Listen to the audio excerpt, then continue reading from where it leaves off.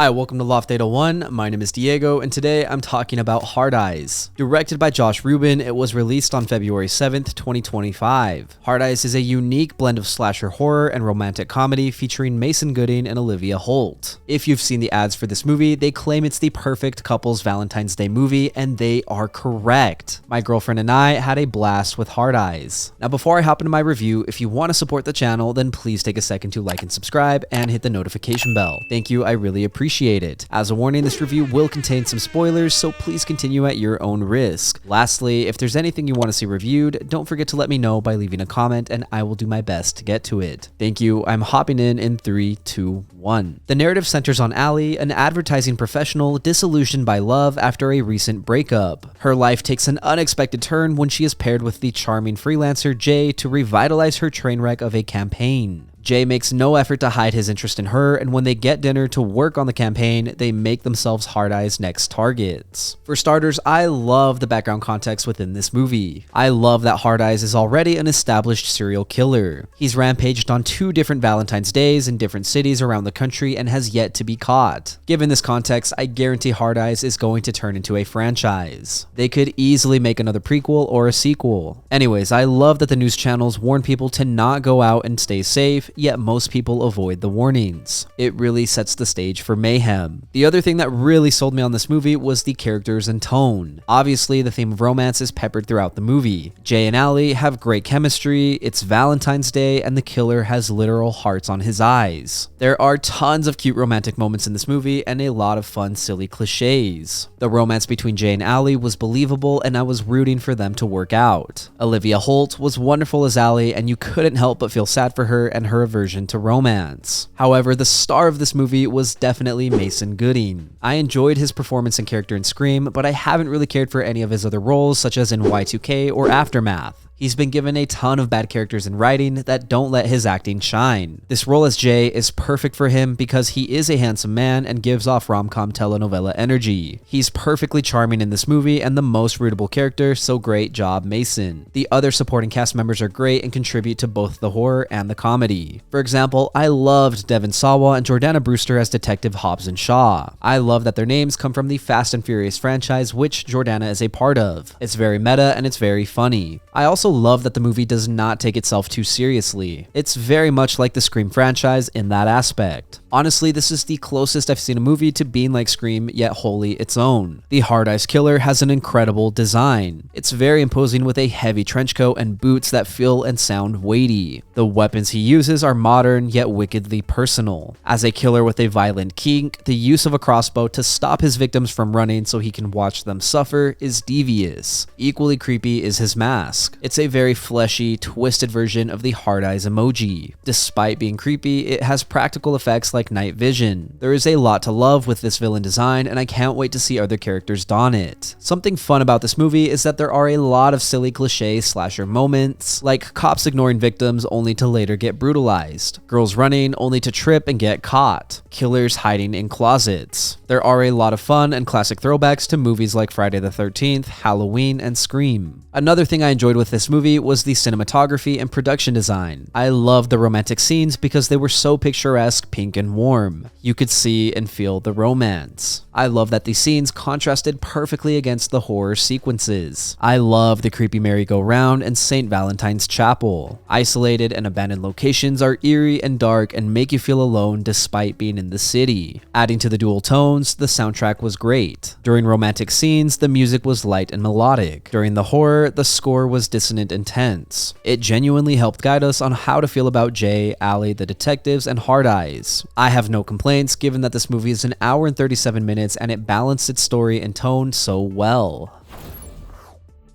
Hearteyes is exactly what it promises, a bloody, thrilling, and surprisingly heartfelt fusion of slasher horror and rom-com charm. Director Josh Ruben masterfully balances humor, romance, and suspense, creating a film that is both a love letter to classic horror and a fresh, modern take on the genre. Mason Gooding shines as Jay, bringing infectious charisma to the role, while Olivia Holt gives a layered performance as Allie. The cinematography and production design amplifies the contrast between love and terror, making both elements feel equally immersive. The Hearteyes Hearteyes Killer is a fantastic addition to the modern horror landscape with a memorable design. With a tight runtime and a well-paced script, the movie never overstates its welcome, keeping audiences engaged from start to finish. Whether you're here for the romance, the kills, or the meta humor, Hearteyes is an absolute blast and a must-watch for horror fans. I'm calling it now, this is the start of a very fun franchise. Plus, my girlfriend loved it, which is always a win. Thank you for listening to my review of Hearteyes. If you enjoyed the content, leave a like and hit subscribe. If you did not enjoy the content, thank you for sticking around. As always, I would love to read what you have to say, so leave a comment and let me know what you're thinking. Also, if there's something you want to see reviewed, don't forget to let me know and I will do my best to get to it. Lastly, if you want to see some more from me, then you can check out my vlogs linked up above or my podcast, Good Friends. Again, thank you for watching. My name is Diego and I will see you next time.